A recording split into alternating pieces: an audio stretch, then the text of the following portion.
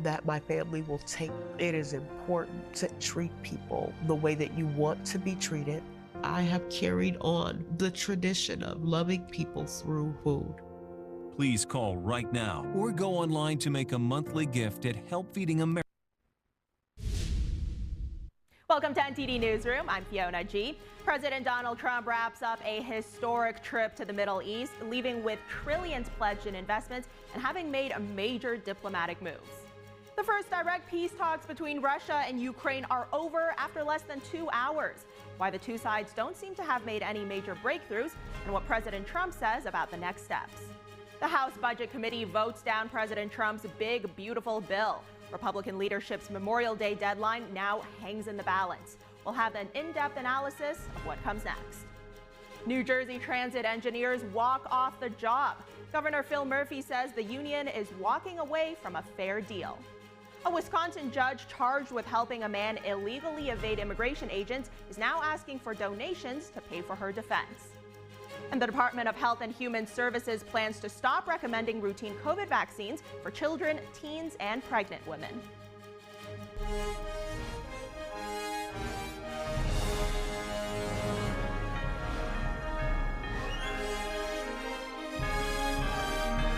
This is NTD Newsroom, live from our global headquarters in New York City.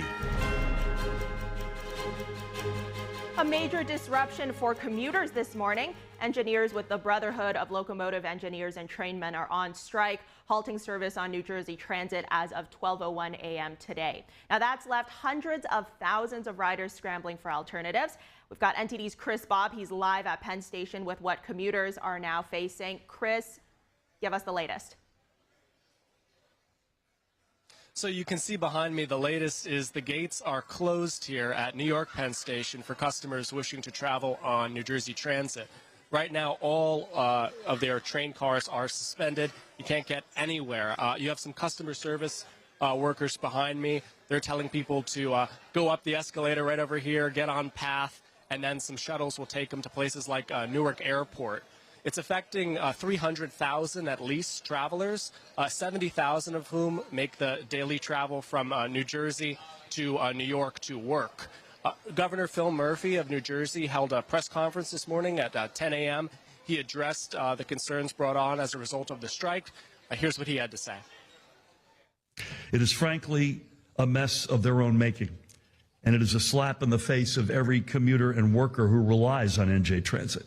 What the people of New Jersey need right now is for the members of the BLET to step up and meet their obligations to the public. Let's end this strike, as we just said to a couple of their good members a few minutes ago. Our doors are open. We are ready to restart negotiations literally this second. But we need the BLET to come back to the negotiating table in good faith. This is the first strike in New Jersey Transit history in the past 40 years. The last one was in 1983. And all the people here that are stopping by, the word here is confusion. A lot of people are unaware that the strike was taking place. You see people asking the customer service representatives, how do I get back to New Jersey? And they're unaware of what to do. And we've been seeing that all morning. We have some comment here from Mark Wallace, who is the president of that brotherhood you mentioned, Brotherhood of Locomotive Engineers and Trainsmen. Here's how he's addressing customers who are concerned about the strike and also where the union negotiations are right now. We're asking for fair pay. We make almost $10 an hour less than all of the other locomotive engineers in the region and commuter service. We are the lowest paid commuter engineers in the nation, and we're asking for a fair pay package. That's all we're asking for, nothing more. So the worry here is that there's trainsmen. They're saying that they're underpaid significantly. If you look at the numbers that are coming out from New Jersey Transit, they're saying that they're paid $30,000–$40,000 less than their counterparts. There was an agreement in March which brought both sides to the table, both the Brotherhood and New Jersey Transit, and they had a tentative agreement that would allow them to have basically the same pay as engineers on the Long Island Railroad. Now, that's kind of fallen apart. They've been going through this dispute for about 5 years now. Monday, there's going to be some remedy in the form of travelers getting some alternative routes put in. It's only going to accommodate about 20% of customers traveling from New York to New Jersey. Back to you, Fiona. Well, those commuters are in a bit of a tough spot right now. Chris, thank you. And moving on now to President Trump's Middle East visit. The president gave an update today on a major semiconductor agreement with the United Arab Emirates. Yesterday, the two countries also agreed to create a path for UAE to buy some of the world's most advanced AI semiconductors from American companies, a very big contract. This will generate billions and billions of dollars in business and accelerate the UAE's plans to become a really major player in artificial intelligence, making great progress toward the $1.4 trillion that UAE has announced that it intends to spend in the United States over the next couple of years. The deal reflects the Trump administration's confidence that the chips can be managed securely, in part by requiring data centers be managed by U.S. companies. Turning to Iran, the president said the U.S. sent the Islamic Republic a proposed agreement. It was the first public acknowledgement of a significant development in the high-stakes negotiations over Tehran's nuclear program. President Trump says they now know they have to move quickly or something bad is going to happen. The president also touted his recent trade agreements with China and the United Kingdom. He said U.S. officials will send letters within weeks over trade. We just reached a fantastic trade deal, as you know, with the United Kingdom, which was wonderful. And we have another big one that we just reached with China. The China deal is a very big deal. It's in the process of continuing to be formed, but they wanted to make that deal very badly. And we have, at the same time, 150 countries that want to make a deal, but you're not able to see that many countries. So at a certain point over the next 2 to 3 weeks, I think Scott and Howard will be sending letters out, essentially telling people, it would be very fair, but we'll be telling people what they'll be paying to do business in the United States. The president wrapped up his Middle East tour in the UAE with a breakfast for business leaders. He also visited Abraham House in Abu Dhabi. The interfaith complex features a mosque, church, and synagogue, houses of worship for the three Abrahamic faiths. The white marble place of worship is set on the shores of the Persian Gulf. It was built after the United Arab Emirates signed on to the Abraham Accords in 2020 during President Trump's first term. Now, that agreement saw the UAE recognize Israel. Trump leaves the Gulf region with trillions of dollars of pledged cooperation and investment. The president will now return to Washington.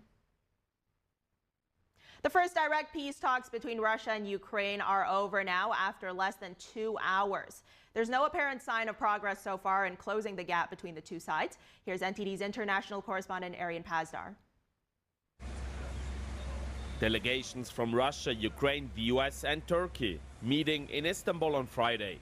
The first direct talks between Russia and Ukraine since the start of the conflict ended after less than 2 hours. Expectations for a major breakthrough were already low before the meeting, but they were lowered even further when Ukrainian President Volodymyr Zelensky and Russian President Vladimir Putin said they won't attend the talks. President Trump now says he will set up a meeting with Putin. I think it's time for us to just do it. I said, they all said Putin was going and Zelensky was going, and I said, if I don't go, I guarantee Putin's not going. And he didn't go, and I understand that, but we're going to get it. We're going to get it done. We got to get it done. Russia decided to send a delegation of low-level officials to Friday's talks. Ukraine and its allies accuse Putin of stalling, saying he's not serious about wanting peace. But on a positive note, Kiev and Moscow agreed to exchange 1,000 prisoners of war from each side. That's according to Ukraine's defense minister, who represented Kiev at the talks. We have agreed to exchange 1,000 persons to 1,000, and we're working on other modalities, and our colleagues are in contact and will exchange all the documents. The European Union is now already increasing the pressure on Russia's Putin, who didn't join the talks. European Commission President Ursula von der Leyen is announcing more sanctions against Russia. We are ready to do more to bring Putin to the negotiation table. Many of the speakers mentioned it. This war has to end. You said it, Georgia. You said it, Keir. Volodymyr has described with others the roller coaster of the last days. The new package includes sanctions on the Nord Stream pipelines, listing more vessels in Russia's shadow fleet and lowering the oil price cap. It also includes more sanctions on Russia's financial sector. Arian Pastar, NTD News. And building off of this, the European Union is now already increasing the pressure on Russian President Vladimir Putin, who, as we heard there, did not join the Ukraine peace talks. European Commission President Ursula von der Leyen is announcing more sanctions against Russia. And we are ready to do more to bring Putin to the negotiation table. Many of the speakers mentioned it. This war has to end. You said it, Georgia. You said it, Keir. Volodymyr has described with others the roller coaster of the last days. Von der Leyen gave details on the elements of the new sanctions package. It includes sanctions on the Nord Stream pipelines, listing more vessels in Russia's so-called shadow fleet, and lowering the oil price cap. President Trump repeatedly said oil prices have to be capped in order to stop the fighting. That's because Russia uses the money it makes from oil sales to finance its war machine. The European package also includes more sanctions on Russia's financial sector. The EU has already adopted 17 sanction packages, the latest one just this week. Diplomats say it is increasingly difficult to get the necessary agreement among the bloc's members to pass new measures. Milwaukee County Circuit Judge Hannah Dugan said today that she's setting up a fund to cover the costs of her defense. Judge Dugan, if you had to do it again, would you do it the same? Judge Dugan was indicted on Tuesday on one count of obstruction and one count of concealing a person to prevent arrest. She pleaded not guilty during her arraignment. FBI agents had arrested the judge at the county courthouse on April 25th for allegedly helping an illegal immigrant, Eduardo Flores Ruiz, to evade arrest by federal agents. She's accused of leading Flores Ruiz out of a back door in her courtroom on April 18th as agents were in the courtroom looking to arrest him. The state Supreme Court suspended Dugan following her arrest. The fund issued a statement saying that the case against her is an unprecedented attack on the independent judiciary by the federal government, and that she plans to resume her work as well. The charges against her carry a total maximum sentence of 6 years in federal prison. The mayor of Newark, New Jersey, appeared in court yesterday. Mayor Raz Baraka is facing a misdemeanor charge after allegedly trespassing at a New Jersey detention center last week. His lawyers are now seeking to have the charge dismissed. The incident took place on Friday outside the Delaney Hall Immigration Detention Center. The mayor and 3 Democratic members of Congress were protesting plans to open the 1,000-bed processing center. One of the mayor's lawyers argues that Baraka was invited to the facility and was outside it when he was handcuffed and detained. The lawyers say they're seeking dismissal on grounds that the Trump administration is selectively prosecuting the Democratic mayor. Secretary of Homeland Security Kristi Noem commented on the case on Wednesday. She called the protest a political stunt that put the safety of federal agents at risk. 200 people reportedly attended the protest. Noem accused the 3 Congress members of shoving and striking law enforcement officers, an allegation that they deny. Former FBI Director James Comey is under investigation for a controversial social media post. Several officials have condemned the post for appearing to threaten President Trump's life. Here's what the Director of National Intelligence, Tulsi Gabbard, had to say.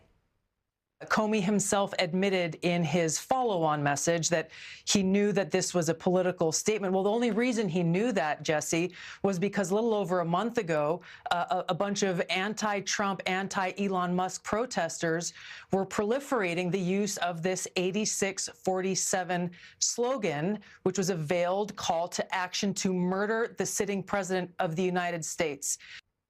The now deleted Instagram post showed what Comey called a shell formation, making up the numbers 8647. Officials in the Trump administration said this was a veiled threat against Trump, who is the 47th president of the U.S. The Merriam-Webster dictionary says that the number 86 is sometimes used to informally mean to get rid of. Comey has denied knowing about the connotation. He says he took the post down because he opposes violence of any kind. Current FBI Director Kash Patel said on X, the Bureau is working with the Secret Service to investigate Comey. Coming up, the House Budget Committee votes down President Trump's big, beautiful bill. Republican leadership's Memorial Day deadline now hanging in the balance. We'll have an in-depth analysis of what comes next after this break.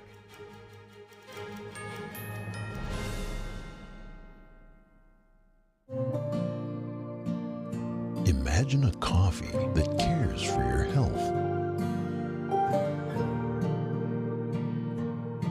Expertly fermented with a 50-enzyme complex to enhance flavor and remove bitterness. Small batch roasted to a decadent medium dark, resulting in a brew that is gentle on digestion, low acid, and up to 90% less caffeine than regular coffee.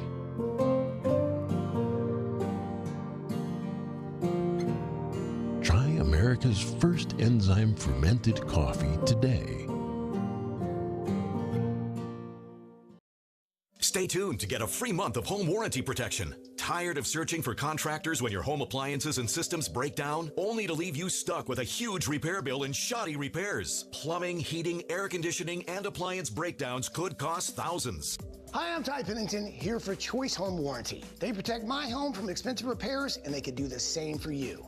No matter if it's your refrigerator, plumbing, or more than 20 other home systems and appliances, Choice Home Warranty has saved millions of homeowners a whole lot of money. For a low monthly fee, you get their nationwide network of trusted local technicians with plans that cover repairs and replacements done quickly and the right way.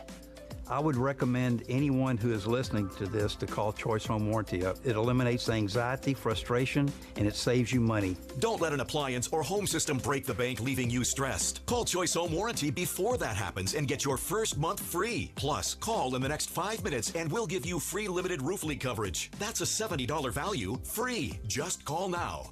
No more headaches searching for technicians. No more budget-breaking chaos. Just a peace of mind of having Choice Home Warranty at your service. I trust Choice Home Warranty with my home, and you should too. Year after year, Choice Home Warranty is recognized as the nation's top home warranty and has thousands of 5-star reviews from real homeowners. Experience real budget protection and call Choice Home Warranty now. Stop throwing money down the toilet chasing contractors. Call Choice Home Warranty now and save big with their special offer of your first month free and free limited roof coverage. Don't wait another minute. Call now. Call Choice Home Warranty for your free personalized quote and to get your first month free. Call in the next 5 minutes, and as our special offer, you'll receive free limited roof coverage. That's over $100 in savings. This offer won't last long. Call now to lock in your rate and save big. Call 800-216-9114, 800-216-9114. When it comes to disasters and emergencies, it's not a matter of if, but when. I'm relying on luck, but who knows if it'll be on my side. Let's prepare so we all have a better story to tell. Take control at ready.gov/olderadults.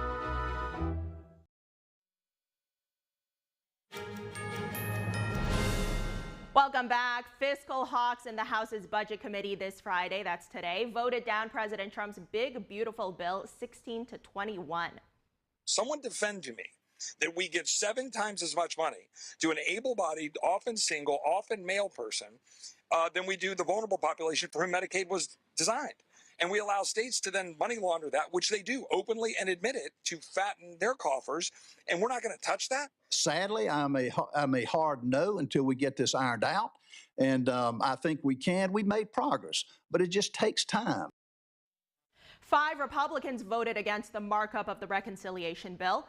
The House Budget Committee went on recess after today's vote and will revisit the bill next week. House Republican leadership are negotiating spending cuts demanded by House Freedom Caucus members and tax breaks demanded by Republican lawmakers in blue states like California and New York.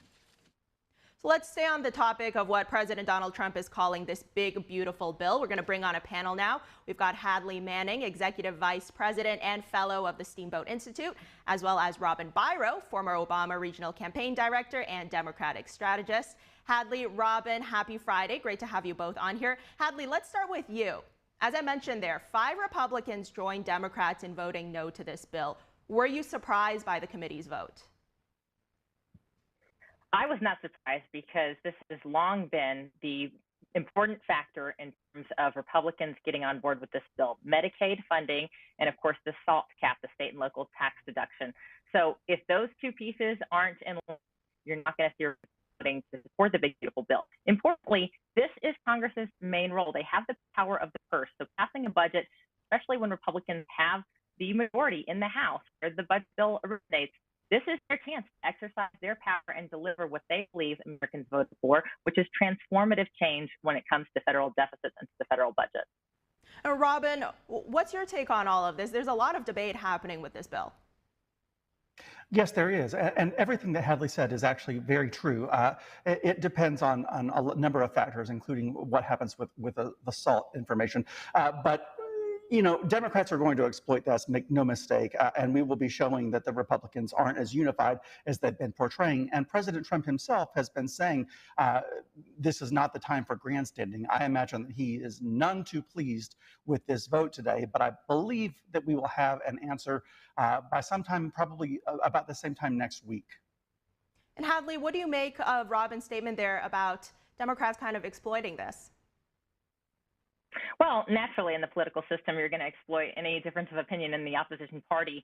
But I believe that Representative Roy is making an excellent point, you know, when he talks about Medicaid funding. If you go back to 2014, when the Medicaid really rolled out to states under the Affordable Care Act or Obamacare, the federal funding match rate for those new Medicaid enrollees was 90%. So the federal government was taking on a huge lion's share of the funding for this Medicaid expansion. We've never revisited that. And unfortunately, it's created a situation where states are getting 90% of funding from the federal government for new enrollees, but a lower match rate for traditional Medicaid enrollees. That's single moms, that's children, that's people who are not able to work because they're people with disabilities. And so that has created, unfortunately, a bifurcated system inside of the Medicaid program where states have a perverse incentive to enroll more people who are working age, able-bodied adults, and often to the detriment of traditional enrollees like single moms, like children, and like people with disabilities. So we've got to fix that. This is an opportunity for Republicans to change some things about the funding in Medicaid to address that. However, of course, it's all wrapped up in a big, very big, beautiful bill, and these budget negotiations can get very complicated. Well, Robin, Hadley brings up there, you know, kind of a main point of friction here, which is these proposals related to Medicaid. We've got on one side, you know, some fiscal conservatives, they want even more cuts. And then we've got Democrats who are saying, you know, this is going to take away coverage for millions of people who need it. Is there any proposal in this bill related to Medicaid, Robin, that you would say is causing the most friction among committee members? The entire thing is causing friction right now with Democrats, especially anything that threatens Medicaid. But I just want to say that I'm more interested in what happens when this does eventually pass the House and goes to the Senate, because there are deficit hawks in the Republican Party. Certainly, Senator Rand Paul is one who will be watching what happens with the national deficit, because right now it stands at $36.8 trillion. The per taxpayer share of that is $323,050, and deficit hawks like Rand Paul won't be having the additional $4 trillion tacked onto our national deficit. So that is a conversation that I'm eager to see how it plays out. To Robin's point, Hadley, is there any way here to bridge these two sides? Is there any sort of concession you could think of that both parties could maybe somewhat end up agreeing to? Well, this is where we might look at the SALT tax. You know, we're a very interesting political coalition. It's always been an interesting political coalition when it comes to how members break up on the state and local tax deduction, because this is a tax deduction that primarily benefits people who have higher levels of property tax and higher level of income. Those are people who are wealthier. Many of them reside in blue states. And for that reason, many Democrats are opposed to getting rid of the state and local tax deduction. It kind of goes against the progressive mentality, however, because this is, again, a tax deduction that primarily benefits people who are already well-resourced. On the other hand, you have Republicans in red states where those states are trying to be more budget conscious in many cases, who want to get rid of the SALT tax cap because it creates a perverse incentive for blue states to spend more money without the taxpayers in those states feeling really feeling the weight and the burden of those additional spent dollars in blue states. So it's a very interesting coalition on SALT. Bipartisan for or against the SALT tax deduction. The Medicaid issue, unfortunately, is partisan.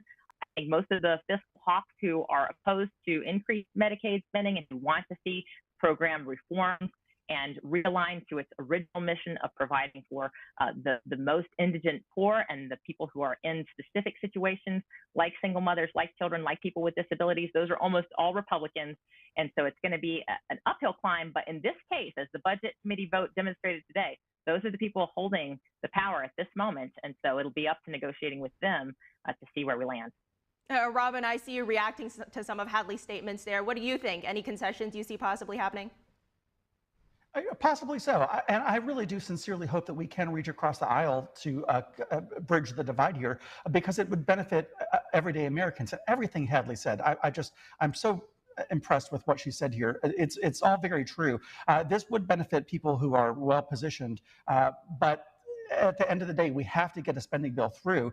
Nobody wants a temporary spending gap like we've had time and time before. Again, when we always fear, are we going to run out of funding before a midnight deadline? Nobody wants to see that, and especially not if you're the party in charge. All right, and Hadley, let's go back to an earlier point that Robin made about President Donald Trump weighing in on all of this. Of course, we've seen the president weighing in all along this process, always calling it his big, beautiful bill. His latest post on Truth Social, here's a quote. He wrote, "Republicans must unite behind the one big, beautiful bill. Not only does it cut taxes for all Americans, but it will kick millions of illegal aliens off of Medicaid to protect it for those who are the ones in real need." Obviously, this call, it wasn't exactly enough for some of the Republicans. The president also said, now isn't the time for grandstanding, as Robin also included there. Hadley, going forward, how important is the president's backing going to be for swaying lawmakers? Well, I think it's very important that the president and Congress work together at this point. They're on the same party, so they should be working together pretty close. And I think Trump has signaled a lot of things for fiscal hawks. The fiscal hawks in the Republican Party love what he's done with DOGE. They love what Elon Musk and his team have done in terms of pointing out where there's been waste or fraud or abuse or places we could cut or negotiate some federal contracts or leases. So he signaled that he's interested in having a more responsible budget, and he's interested in looking at government outlays or spending. He's also interested in, making sure that the tax policy that he started in his first term gets extended, those tax cuts get extended. And so if you want to do tax cuts and if you want to have economic growth, then you also have to be responsible when it comes to the long-term fiscal picture. And that means looking at government spending. The unfortunate reality for President Trump or any president is that many of the most expensive programs in our federal budget are things like Social Security, like Medicare, like Medicaid. These programs tend to be popular because there are many enrollees, beneficiaries who depend on those programs. So when you start talking about making changes, even if they are reforms, even if they're not technically cuts because they're reductions in future projections of spending, it looks like a cut because that's what the political opposition is always going to say. Look at Paul Ryan. Remember how he proposed many changes to these entitlement programs, and he paid a political price for that. So President Trump is smart. Politically, he wants to avoid any cuts or any discussions that might even look or smell like cuts to entitlement programs that might be popular. But these are the biggest drivers of our federal spending, the biggest drivers of our federal debt. And so if we want to address those things, we're going to have the political courage to do so. All right, Robin, final word to you today. A broad question here. What happens next? What's at stake here, Robin? A lot more negotiations. These Republicans that are the holdouts will make sure that their needs are met here. They have very specific goals in mind, and I'm actually really eager to hear what they have to say, because Democrats always want to protect the most vulnerable among us, and that certainly is the people that are on Medicare and Medicaid. All right, Hadley Manning, Robin Byer, great having you guys on today. Thank you. Thank you. Thank you. Moving on, lawmakers are raising concerns about the Chinese Communist Party's ties to Duke University. They're concerned here about the Chinese regime's access to sensitive defense-related technology. Here's NTD's Melina Weisskopf with the report. Chairman of the Education Committee and Select Committee on the CCP are sounding the alarm on Duke University's China-based campus, Duke Kunshan University, DKU. DKU was established in 2018 as a joint institute between Duke and Wuhan University. Wuhan University is a direct extension of the Chinese military and intelligence apparatus. The lawmakers told Duke University President Vincent Price in a 7-page letter, Wuhan University administration and faculty members hold joint appointments at DKU, positioning them to directly influence research priorities, train students, and recruit talent in critical fields targeted by Beijing's military-civil fusion strategy, including defense-grade energy systems, artificial intelligence, and biotechnology. They say Duke has already transferred sensitive technology through the partnership, citing a surveillance camera created by Duke University researchers in 2012. It cost $25 million in tax dollars. Today, this Duke-developed technology serves the CCP's vast surveillance apparatus, oppressing millions of people throughout China, including in Tiananmen Square, the chairman wrote. The report notes 4 other U.S. higher education facilities that have cut their joint ventures with the Chinese Communist Party. Earlier this month, lawmakers passed a bill to restrict DHS funding to universities that partner with the Chinese regime. These talent recruitment programs are a win-win for China. China wins twice. First, U.S. taxpayers are funding their research, not China. And second, China then uses the research it would not have otherwise had to advance its own economic and military interests. Additionally, a group of Democrats and Republicans have introduced a bill to prevent the Chinese Communist Party from accessing advanced U.S. semiconductor chips.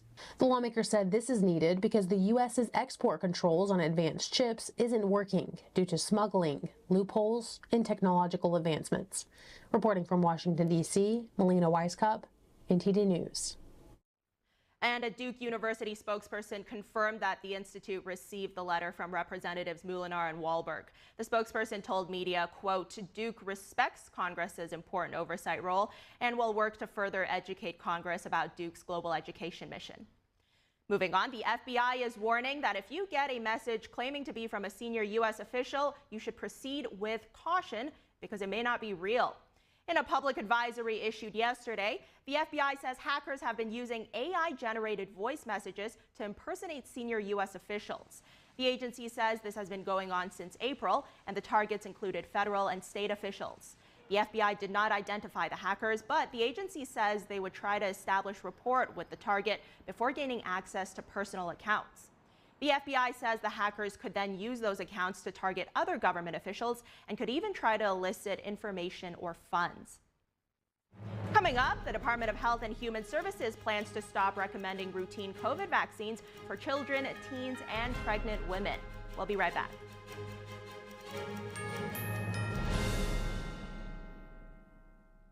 Discover the ancient secret to vitality and longevity with Puretang Black Ginseng. Crafted from premium 6-year-old Korean ginseng, each root is carefully nurtured for over 2,260 days, undergoing a traditional 9-round handcrafted process of steaming and drying to unlock full potency and absorption. Experience pure, natural energy with Puretang Black Ginseng. Order now at puretang.com. Amazing grace, how sweet the sound that saved a wretch like me. I once was lost, but now I'm found. Was blind, but now I see. They're just young people, hungry, homeless, and vulnerable. Abused youth often feel safer on the street. Now, more than ever, that's the most dangerous place of all. Covenant House is helping young adults facing homelessness. We're providing safe shelter to thousands, but the need is overwhelming, and no young person is ever turned away. Please call or go online now with your gift of $19 a month to help a young person.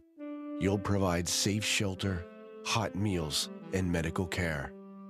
Your gift will show them they're loved. Homeless young people are afraid and alone with nowhere else to turn. You want to know that there's somewhere you can go that's safe.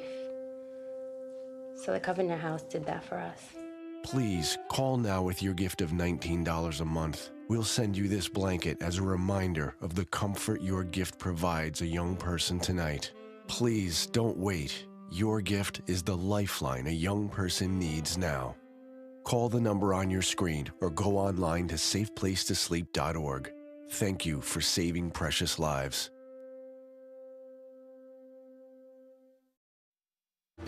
Kids love it. Parents trust it. Obviously.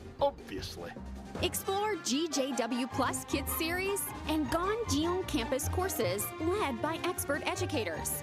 This is spectacular. Children will learn values like respect, responsibility, and knowledge in language, science, and more. Wow. All while having fun. Perfect. Subscribe today at GJW Plus Kids, where learning meets fun.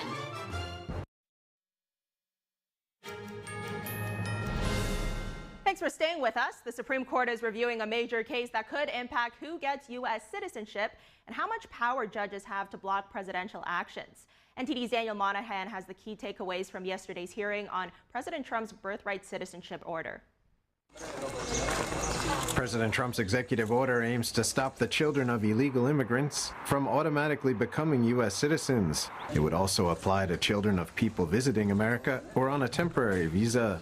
3 judges blocked the order nationwide. Now the Trump administration wants those blocks removed, saying judges shouldn't have the power to stop a policy across the entire country. Some justices were skeptical. Justice Ketanji Brown Jackson said limiting nationwide injunctions would make it harder for people to go to court to protect their rights. She said the government's argument seems to turn the justice system into a catch-me-if-you-can kind of regime.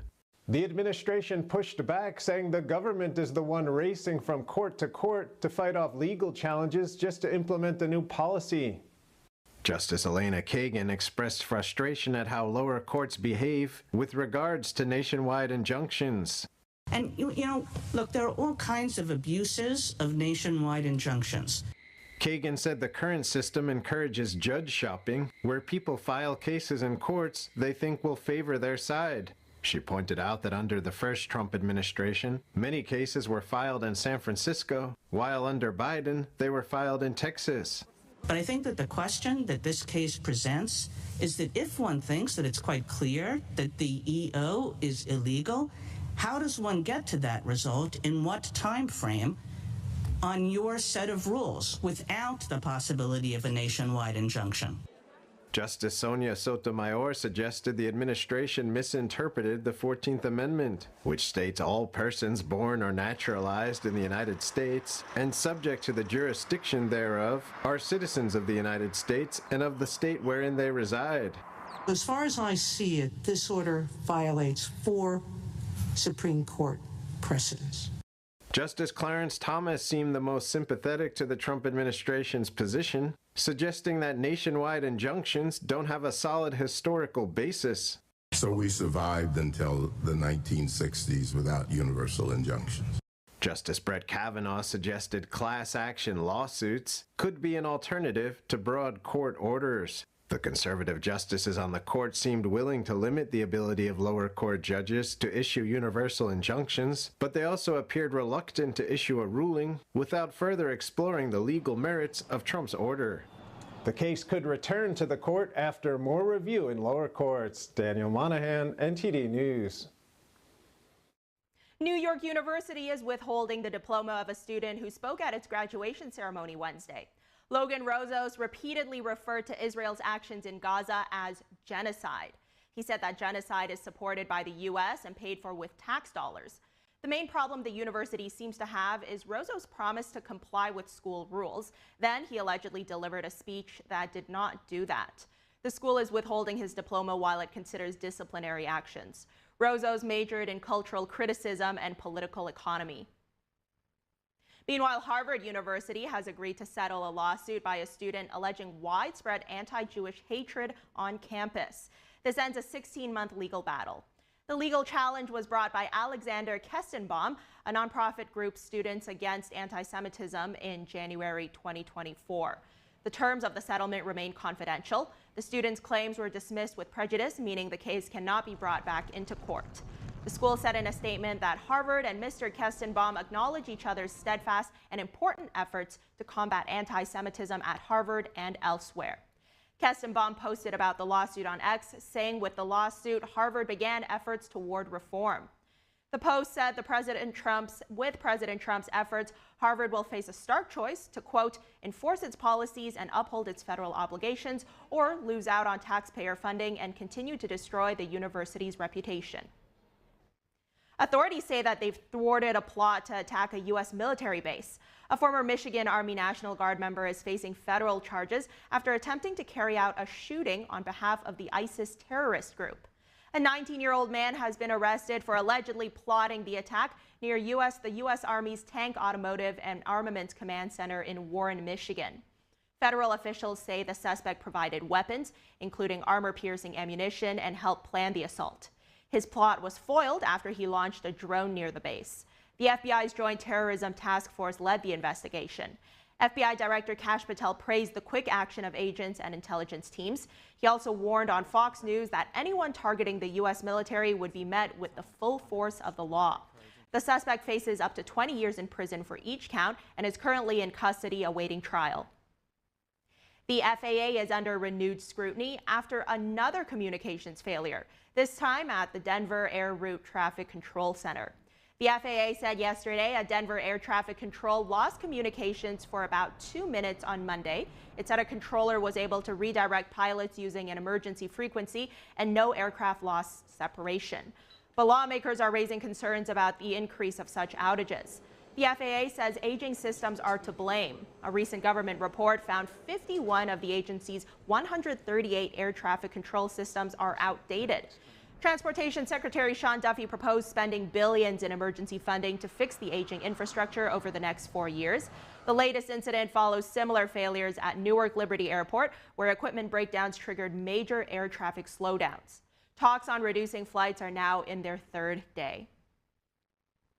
And the FAA says Newark simply cannot handle the current flight volume, especially during construction on a critical runway. The agency is now proposing caps of 56 flights per hour during construction and 68 per hour at other times, plus targeted cuts between 6 a.m. and 11 p.m. Moving on, the Department of Health and Human Services plans to stop recommending routine COVID vaccines for children, teens, as well as pregnant women. A senior agency official confirmed this news to the Epoch Times. According to the initial report by the Wall Street Journal, a formal announcement is expected in the upcoming days. Currently, the Centers for Disease Control and Prevention recommend that individuals 6 months and older receive an updated COVID jab. HHS Secretary Robert F. Kennedy Jr. was a vocal opponent of COVID-19 vaccine mandates before taking over the federal health agency. He has frequently questioned their efficacy and safety. And in 2021, Kennedy also petitioned the FDA to revoke the emergency use authorizations of COVID vaccines. The Journal reported that the FDA plans to debut a new framework for vaccine approvals next week. The FDA is rolling out a new review process for food chemicals already on the market. The agency says the goal here is to better protect public health by using a more systematic, science-based approach to reviewing ingredients in food products. Health and Human Services Secretary Robert F. Kennedy Jr. called the move part of a broader effort to improve food safety, saying, quote, "No parent should ever worry about what's in their child's food." The FDA is now looking beyond artificial dyes to include preservatives and other chemicals used in processed foods. The agency says it will examine ingredients like titanium dioxide and ADA, which is a whitening agent used in bread and cereal flours. Officials say the changes aim to improve transparency and help consumers make more informed choices. Meanwhile, In-N-Out Burger is making changes to its menu as well in response to growing health concerns over synthetic food dyes. The California-based chain is removing artificial ingredients from some items, including 2 of its popular drinks. Here's NTD's Christina Corona. I'm standing outside of the In-N-Out in Baldwin Park, where the iconic chain announced that it's cleaning up its menu. In-N-Out announced that it will be taking out artificial ingredients from 2 of its popular drinks and changing its ketchup. An In-N-Out spokesperson said in a statement Wednesday, "As part of our ongoing commitment to providing our customers with the highest quality ingredients, we have removed artificial coloring from our strawberry shakes and signature pink lemonade. In-N-Out will also be using ketchup made from real sugar instead of high fructose corn syrup." The move comes just weeks after the federal government announced plans to ban certain synthetic dyes due to health concerns. Last month, the FDA said it will begin phasing out petroleum-based dyes from the food supply over the next few years. Health and Human Services Secretary Robert F. Kennedy Jr. called the dyes poisonous compounds used to make food and drinks more visually appealing. Earlier this week, the FDA approved the first 3 natural alternatives: Galderia Blue, butterfly pea extract, and calcium phosphate. Several more natural food colorants are still awaiting approval. In-N-Out is among the first fast food chains to respond with recipe changes. It currently operates over 400 restaurants across the U.S. Reporting from the city of Baldwin Park, Christina Corona, NTD News. Florida Governor Ron DeSantis signed a bill yesterday banning fluoride in the state's water systems. DeSantis said using fluoride is fine, but said putting it in the water is forced medication. Yes, use fluoride for your teeth, that's fine, but forcing it in the water supply is basically forced medication on people. They don't have a choice. You're taking that away from them. Florida lawmakers approved the bill last month, and the ban will go into effect on July 1st. Some local governments have already voted to ban fluoridated water ahead of the statewide ban. This makes Florida the second state in the country after Utah to stop fluoridating their public drinking water. A U.S. delegation led by Vice President J.D. Vance and Secretary of State Marco Rubio is headed to Rome for the historic inauguration of Pope Leo XIV. The Chicago-born pontiff is the first American pope. Vance and Rubio, both Catholics, will join world dignitaries at St. Peter's Square, where centuries-old rites unfold before a global audience this Sunday. Leo XIV spent decades as a missionary in Peru. He will don the fisherman's ring, a symbol of his new papal power. For Vance and Rubio, the visit is an opportunity to witness a new chapter for Catholicism, led by an American pope whose voice carries weight far beyond Rome. The United States is pushing back after Colombia joined China's Belt and Road Initiative this week. Now, the U.S. says it will work to block international funding for Chinese state-run projects in Colombia, warning that they threaten regional security. The State Department says it will push to block loans from institutions like the Inter-American Development Bank, or IDB, which supports Chinese state-backed projects in Colombia. The bank is a major funder of development across Latin America. China is Colombia's second-largest trade partner after the United States, and Beijing's economic footprint is growing. A Chinese firm is currently building Bogotá's $6 billion metro system. The IDB did not immediately respond to media requests for comment. South Korea's industry minister is asking for a waiver from U.S. tariffs. The diplomat added that a South Korean delegation would visit the United States next week for technical talks as part of negotiations. His meeting with the U.S. Trade Representative, Jameson Greer, took place on the sidelines of a two-day gathering of trade ministers from the Asia-Pacific Economic Cooperation Forum. Outside the APEC trade ministers meeting venue, around 20 protesters demanded that the U.S. and South Korea halt what they called unilateral trade negotiations. President Donald Trump hit South Korea with 25% tariffs back in April.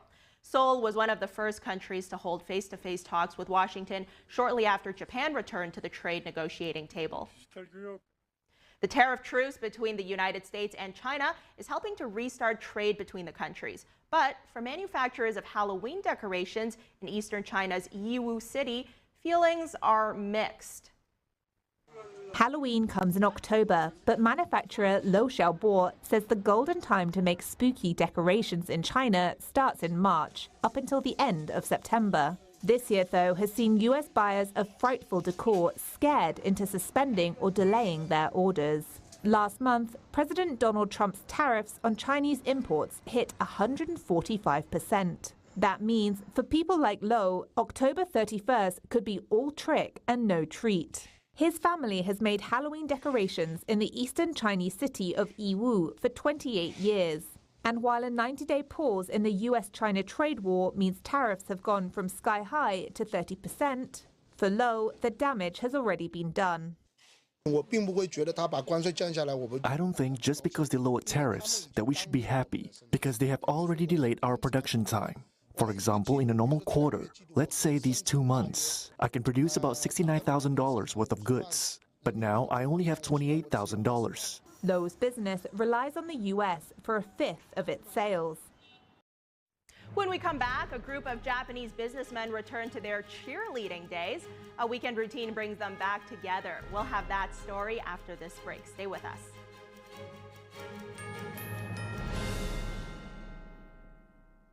Shenyun Creations, the streaming platform from Shenyun, featuring world-class dance, past programs, and all original music.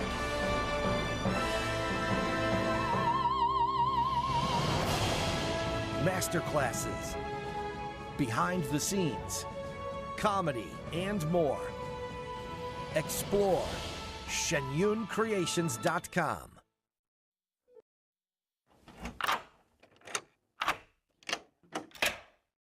I'm Jonathan Lawson, If you're 50 to 85, please listen closely. The lock I want to talk to you about isn't the one on your door. It's a rate lock for your life insurance that guarantees that once you're insured, your rate can never go up at any time for any reason. Many policies you see don't have one, but you can get a lifetime rate lock from Colonial Penn. This plan was designed for people on a fixed income with coverage options that start at $9.95 a month. That's less than 35 cents a day. Your rate is locked in for life. Coverage can never be canceled, and your acceptance is guaranteed. You cannot be turned down because of your health.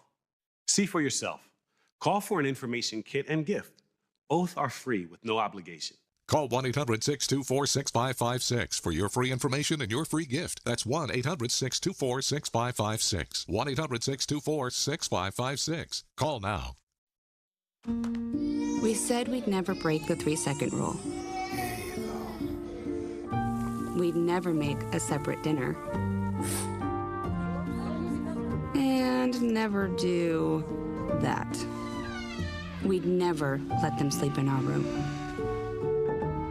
And never become a minivan mom. Hey, Chris. Okay, well, I'm not at my desk right now. As parents, we say never a lot, but never happens.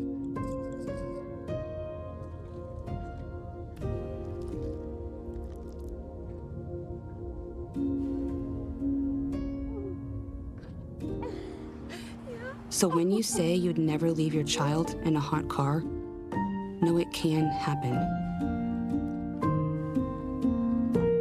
Before you leave the car, always stop, look, lock.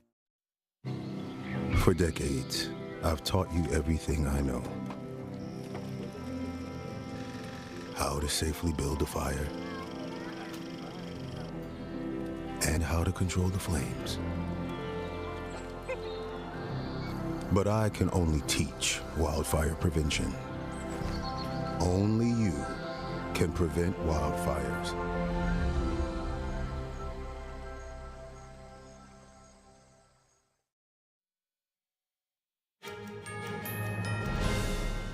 German businessman Oskar Schindler used a former textile factory to save 1,200 Jews from the Nazis. Now the location is serving as a museum to educate the next generation about the Holocaust. Here's NTD's Andrew Thomas. In 1938, the Nazis took this factory from its Jewish owners, turning it into a concentration camp in the Czech Republic. Today, it's the Museum of Survivors. Daniel Louvre-Bear is a driving force behind the project. It's very important today. I mean, it's 80 years since the end of World War II. We think this valley has been where we've lived for 400 or 500 years.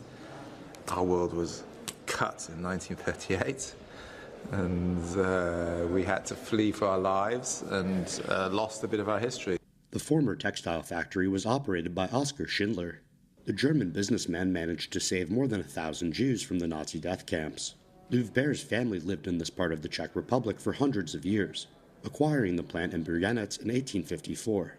Today, his family members are scattered around the world. The story that occurred here it's recognized in Argentina, it's recognized in America, in Australia.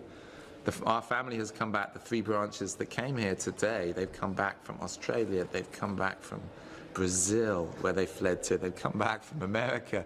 The museum, housed in a part of a renovated spinning mill, displays the history of Schindler, his wife Amelia, and the Louvre-Bear family. The testimonies of Holocaust survivors bring the installation together.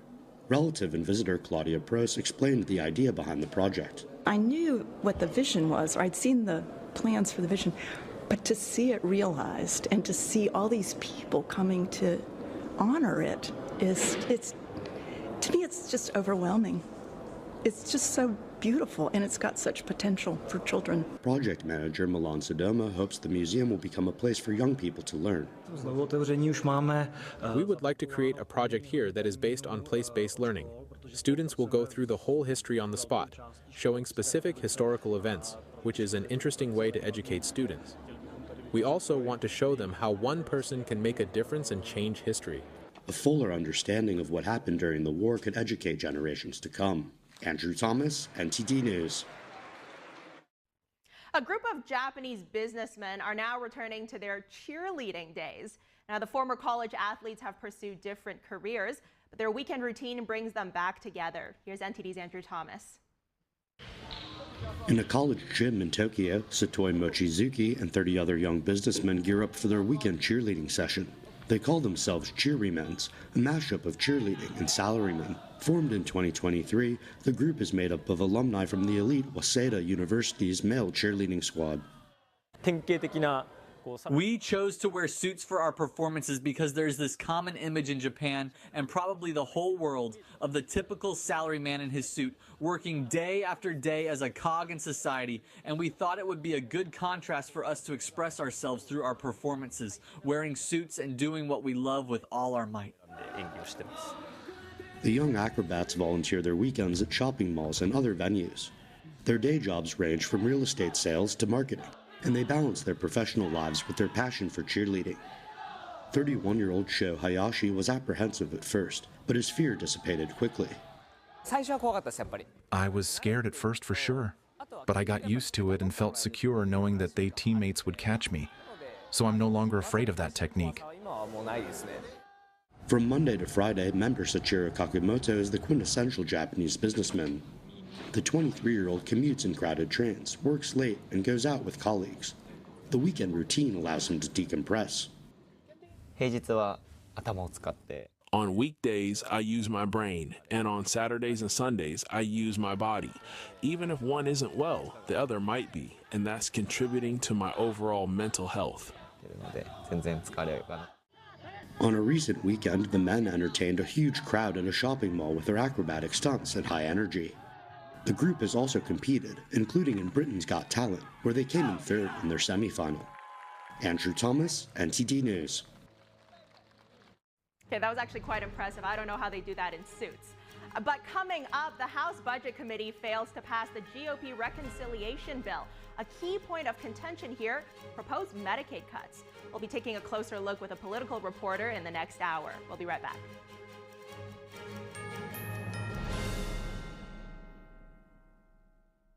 Hurry in and shop Mathis Home today during the Monumental Savings Event for deals in every department. Get huge discounts on hundreds of sofas in all the latest styles. Come and see the latest looks in bedrooms and dining rooms at the lowest prices ever. You can get it all in stock with fast and free delivery. Even an incredible selection of patio and outdoor furniture so you can enjoy every part of your home. For the best service, selection, and value, don't miss out on the Monumental Savings Event at your furniture superstore, Mathis Home. Focus on beauty, showcase nature, share kindness, feel brightness. 2025, the 5th NTD International Photography Competition. Capture the beautiful moments in your eyes. Your works will be showcased in galleries and on multiple online platforms, appreciated and collected. Please visit photo.ntdtv.com. My biggest fear in the middle of my addiction was that I would never be able to get over it and that my kids wouldn't have a father. I overdosed on heroin and I lived. And I started thinking, you know what? This isn't my story. For the longest time, fear held me back from ultimately being who I wanted to. I found the fatherhood program and it was one of the best decisions I've ever made in my life. My desire to change had finally outweighed my desire to stay the same. I felt powerless for so much of my life that it's important to me that my kids are empowered and truly believe that if they can think it, they can do it. I definitely had to become a better man to be a better father. For the first time, I finally feel like I'm exactly where I should be, where I want to be.